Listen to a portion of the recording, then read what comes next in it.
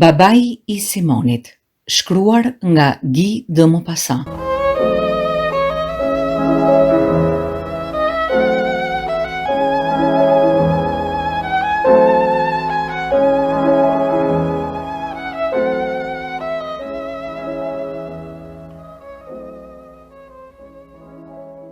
Me të rënë ora 12, porta e shkollës u hap dhe fëmijët u lëshuan të dilnin kush e kush më parë duke u shtyrë me njëri tjetrin. Po, në vend që të shpërndaheshin dhe të shkonin nëpër shtëpi për drek siç bënin gjithnjë, qëndruan sa hapa më tej dhe u mblodhën grupe duke pëshpëritur. Kjo ndodhte sepse atë mëngjes kishte ardhur për herë të parë në shkollë i biri i Blanchotës, Simoni. S'kishte fëmijë që të mos kishte dëgjuar në shtëpi të vetë të flitej për Blanchotën.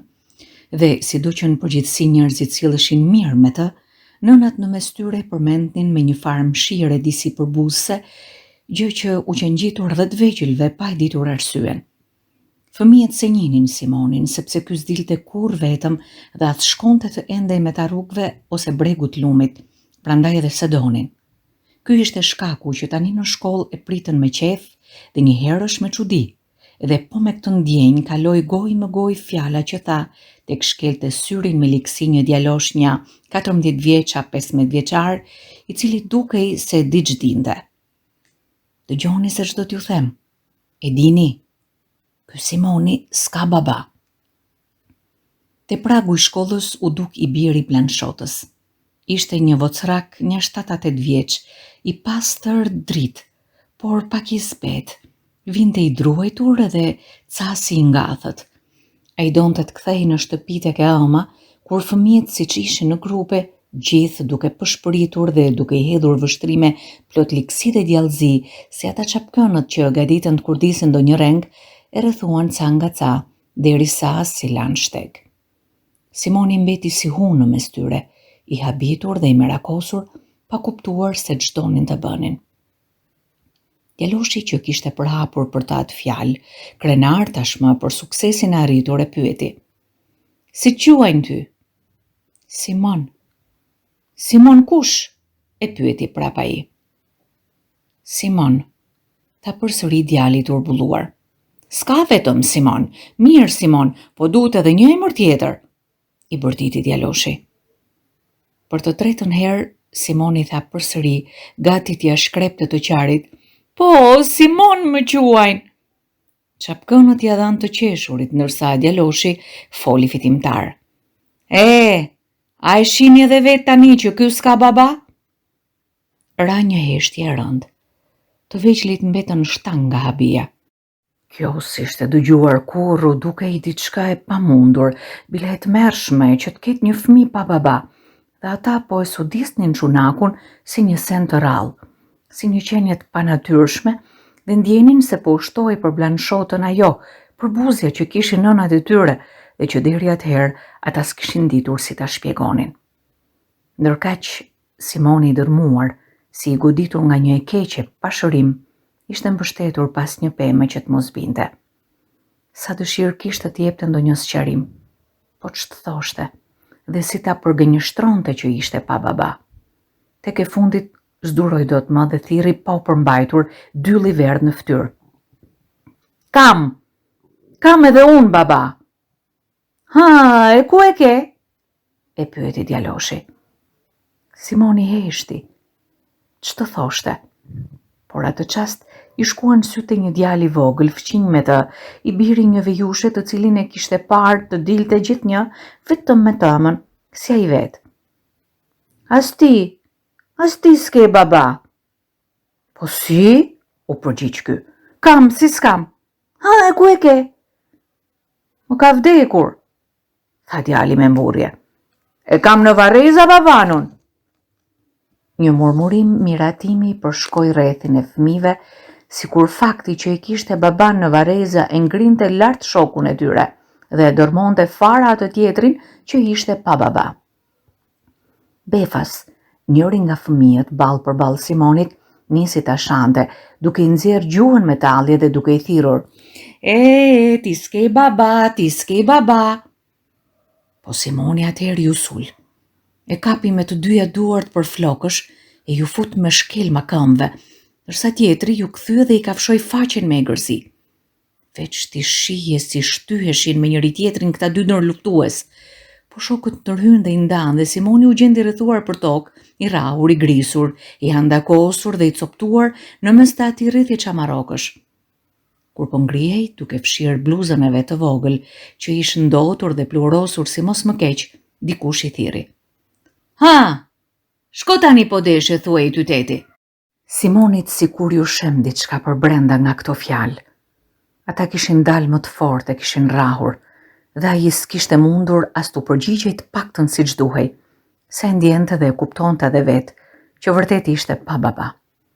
Krenar siç ishte nga natyra, s'donte të qante, edhe një hop u mundua me vete të mposhte lëmshin që ishte mbledhur në fyt, po pastaj su përmbaj dot më. I erdhi një gulçim dhe zuri të qante heshturazi me dënesa të forta që ja shkundnin gjithë trupin. Atëherë një gëzim i egër shpërtheu në palën kundërshtare, që zurit të riste dhe të përsëriste pa pushim, sikur recitonte një refren. Ti s'ke baba, ti s'ke baba. Befas Simoni pushoi së qari. Një inat i tërbuar i pushtoi. Rruga ishte plot gur dhe ai u përkul, mbushi duart dhe zurit u avërtiste me sa forcë që kishte atyre xhelatëve. 2 a 3 e hëngrën nga një gur dhe u ambathën këmbëve me klithma. Dhe vetë Simoni dukej aq i egër në të parë, sa që i kapi paniku edhe të tjerët. Si mbeti vetëm djali i vogël pa baba, zuri të rente drejt fushave, sepse ju kujtua diçka që i shtyu të merrte një vendim të rëndësishëm me atë mendjen e vet. Lumi. Do të mbytej në lum. Ju kujtua se një 8 ditë më parë, një lypës i shkret, një fakir fukara, ishte hedhur në ujë se s'kishte pasur me se të mbante frymën gjallë. Simoni ishte ndodhur aty kur e kishin nxjerrë të mbyturin, dhe ai varfanjak që gjithnjë i ishte dukur njëri për të qarë hallin, i ndotur dhe i shëmtuar, e kishte habitur me pamjen e tij të qetë, me ato faqe të zbeta, me mjekrën e gjatë të lagur dhe me sytë e hapur që nuk shprenin më asnjë andrall. Njerëzit aty rrotull thoshin: pas ka vdekur, dhe ndonjëri shtonte: shpëtoi i shkreti. Edhe Simoni tani donte të mbytej, sepse s'kishte baba, sikurse lypsi që s'kishte pasur para. Arriti në breg të lumit. Soditi si rridhte uji. Ca peshq lodronin të shpejt të shkatët në rrymën e ujit dhe her pas here bënin disa kërcime të vogla mbi ujë dhe kapnin si të babzitur mizat që endeshin në sipërfaqe.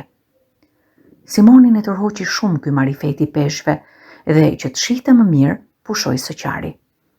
Por siç ndodh në kohë stuhie kur papritur pas një pushimi të shkurtër era shpërthen përsëri, i bën drurët të shungullojnë dhe të kërcasin e pastaj sulet tutje dhe humbet larg në horizont, ashtu edhe Simonit ju sul përsëri, i shoqëruar me një dhembje therrë se ky mendimi. Unë s'kam baba, prandaj më mirë të mbytem. Ishte një ditë e bukur. Dielli ngrohte barin me ëmbëlsi. Uji ndriste si pasqyrë. Simoni kaloi ca çaste kënaqësie. Ato çaste molisjeje që ndjen njeriu pasi ka qarë, dhe i erdhi të shtrihej dhe të flinte mu aty në bar në atë ngrohtësi të këndshme. Një bretkose vogël gjelbroshe i kërceu ndër këmbë. Ai u holl ta kapte, po bretkosa i shpëtoi. E ndoqi edhe 3 herë me radhë, bëri ta zinte dhe së zuri dot, derisa më në fund e mbërtheu pas këmbëve të prapme. I hipi gazit e kshite se si përpiqej kafsha të shpëtonte. Strukej në ato 2 këmbët e gjata, pastaj me një kërcim të beft tendosej dhe këmbët i dukeshin tamam si 2 shkopinj, ndërsa këmbët e përparme, ato të shkurtrat, i dukeshin si duar tek jepte e merrte me to. Syti kishte të skurdulluar, të rumbullakët, rrethuar me një vi ari. Këto lëvizje i kujtuan Simonit një lodër prej druri, të sajuar me 2 trasa të ngushta, mbërthyer njëra me tjetrën në formë zigzake. Lodra i kujtoi shtëpinë, shtëpia nënën, dhe brenga e mbërtheu përsëri, e zuri prap nga të qarët. Trupin ja përshkonin dridhmat, as mendonte më, as shite ç'bëhej përreth, po veç qante e qante pa pushim. Befas në sup ju mbështet një dorë e rëndë dhe një zë si bubullim e pyeti. Ç'është kjo e keqe që t'ka zënë, mor kapetan? Simoni u kthye. Një punëtor i gjatë flokëzi mjekërzi kaçurrel, po e vështronte me përzemërsi. Djali ju përgjigj me lot në sy dhe me vaj në fyt. Shokët më shajnë dhe më tallin se unë s'kam baba. Si kështu? Tha burri buzagaz. Po s'ka njeri në botë që të mos ketë një baba. Po ja që unë s'kam, tha prap voglushi. Atëherë punëtori u vrejnë se e njohu që ky që djali Blanshotës, historinë së cilës ja kishte zënë veshi, megjithë që vonë kishte ardhur në atë qytet. Eja mor djal, eja dhe mos qaj, hajde të shkojmë të nëna, pa do të bëjmë si të bëjmë dhe do të gjejmë edhe ty një baba. U nisën, i madhi me të voglin për dore. Tani burrit ju çel fytyra, po mendonte se si ishte keq ta shihte një herë atë Blanshotën, që thoshin se ishte një nga gratë më të bukura aty. Ndoshta thellë e gënjente mendje se një vajzë e re që ishte dhënë një herë njërit mund edhe të jepej prap. Arritën para një shtëpie të vogël dhe të bardhë që ndriste nga pastërtia. Ja shtëpia ime, tha voglushi dhe thirri. Mama! Një grua u dha te pragu. Punëtorit ju tret më njëherë buzëqeshja se e kuptoi shpejt që s'mund të talleshe me atë vajzë të gjatë dhe të zbetë që kishte qëndruar te porta, e rreptë dhe ashpër, sikur ja ndalonte çdo burri pragun e asaj shtëpie ku ajo kishte qenë tradhtuar me një burr tjetër. Merreni djalin zonjë. Ju asolla se kishte humbur andej nga lumi. Po Simoni ju holl sëmës në qafë e tha përmes lotëve. Jo, mama, nuk kisha humbur, po desha të mbytesha se shokët më shajnë që s'kam baba. Vajzës së re ju ndes fytyra flak dhe shpirt vrare përqafoi të birin me hovë, ndërsa lotët i rodhën faqeve. Burri mbeti në këmbë, pa ditur si të largohej. Simoni ndërkohë ju kthye atij. A do të bëhesh ti baba im? Ra heshtja. Blanshota, i sfilitur nga turpi, rinte mbështetur pas murit me duart në krahëror. Voglushi, duke parë se ai s'po i kthente përgjigje, vazhdoi prap. Po nuk pranove, unë do të shkoj prap të mbyte. Atëherë punëtori e mori punën me shaka dhe ja ktheu duke qeshur. Po mo bëhem si jo, bëhem e me gjithë qef bile. Si e ke emrin atëherë që t'u them shokve, po të më pyesin si ta quajnë baban? Filip më quajnë, u përgjigj punëtori. Simoni s'foli një çast, që ta nguliste mirë në kokat emër, pastaj i qetësuar i zgjati dorën dhe i tha. Pra, kështu tani ti Filip, je babi im?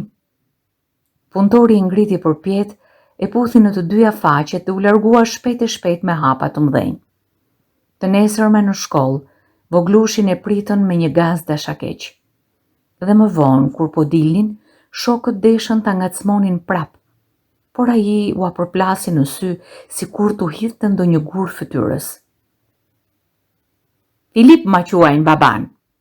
Brit magazi buçitën nga të katër anët. Ç'është ky Filip, por Filip kush? Nga na pas ke gjetur këtë Filip? Simoni zbëri zë. I vështronte ballë lart, plot besim në vete, dhe ishte gati më mirë të mbete i vdekur në vend se t'u ambathte në sy të tyre. Mësuesi i ndau dhe Simoni u kthy në shtëpi tek ama. Gjatë 3 muajve me radhë, Filipi, ai punëtori i gjatë, kalonte shpesh nga shtëpia e Blanshotës, dhe nganjëherë kur e shihte që rrinte dhe qepte te dritarja, merrte guxim dhe i fliste. Ajo i përgjigjej me njerëzi, por me seriozitet, pa i buzëqeshur fare dhe pa e lënë të hynte në shtëpi.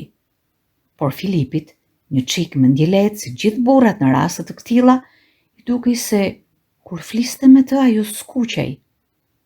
Mirë po, nuk thon keq që më mirë të dalë syri se nami, edhe me gjithë qëndrimin e matur të Blanshotës, njerëzia filluan ta merrnin në përgojë. Ndërkaq, Simoni kishte nisur ta donte shumë baban e ri dhe shëtiste me të pothuaj çdo mbrëmje, pasi bënte detyrat. Në shkollë, vente rregullisht dhe kalonte krenar në mes të shokëve pa u kthyer fare përgjigje. Por një ditë, ai djaloshi që e kishte sulmuar i pari i tha: "Ti na ke gënyer që na ke thënë se pas ke baba dhe se ta qua kanë Filip." "E pse?" tha Simoni. "Se po t'kishe, ai do t'ishte burri në sate." "Kjo s'do me thënë gjë, si do qoftë ai është baba im," tha Simoni. Mundet, ja priti tjetri duke u zgërdhir. "Po, veç tamam baba, se ke." Djali i blen shotës uli kokën dhe i kredhur në mendime u nis për te farka e Gjaluazanit ku punonte Filipi.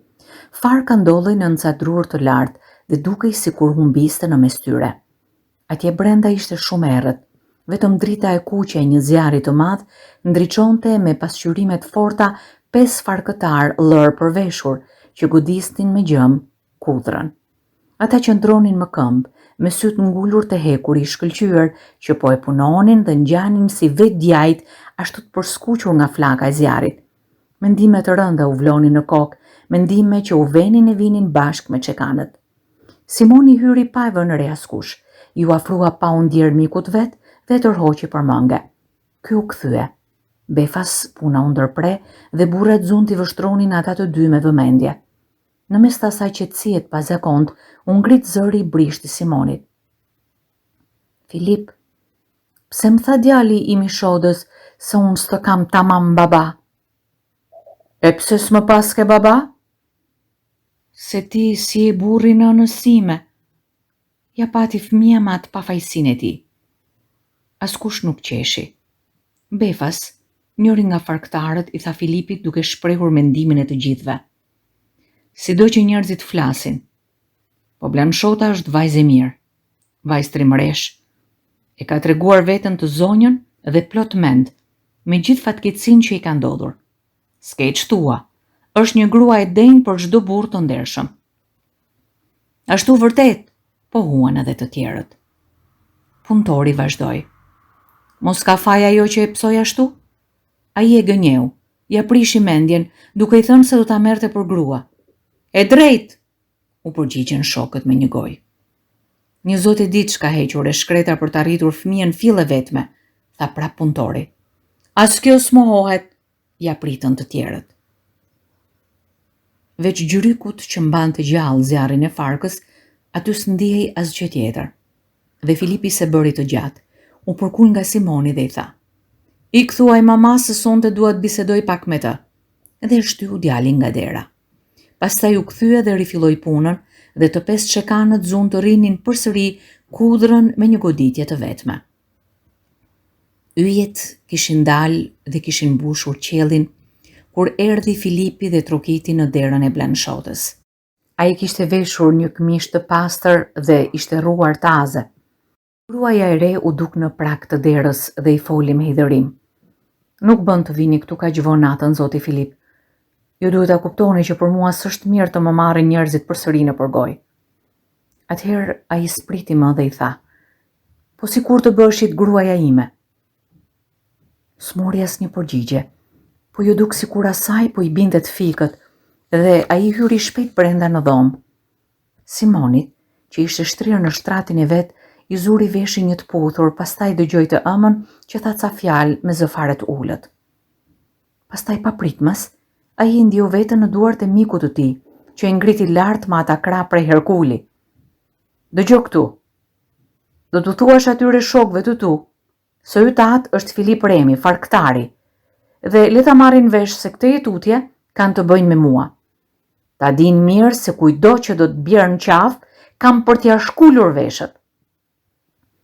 Të nesërmen, kur të gjithë nxënësit ishin në klasë edhe pas pak do të fillonte mësimi, Simoni u ngriti zbetë dhe me buzë të dridhur dhe tha shkoqur: "Doni ta dini se cili është i madh? Është Filip Remi, ai farktari, dhe dijeni se ai ka dhënë fjalën që do t'ja shkull veshët kujdo që do të më bjerë mua në qafë." Kësaj radhe askush s'qeshi e sutall. Sa atë Filip Remin, farktarin, e njihnin mirë të gjithë. Dhe veç kësaj, gjithsecili do të ishte krenar ta kishte për baba.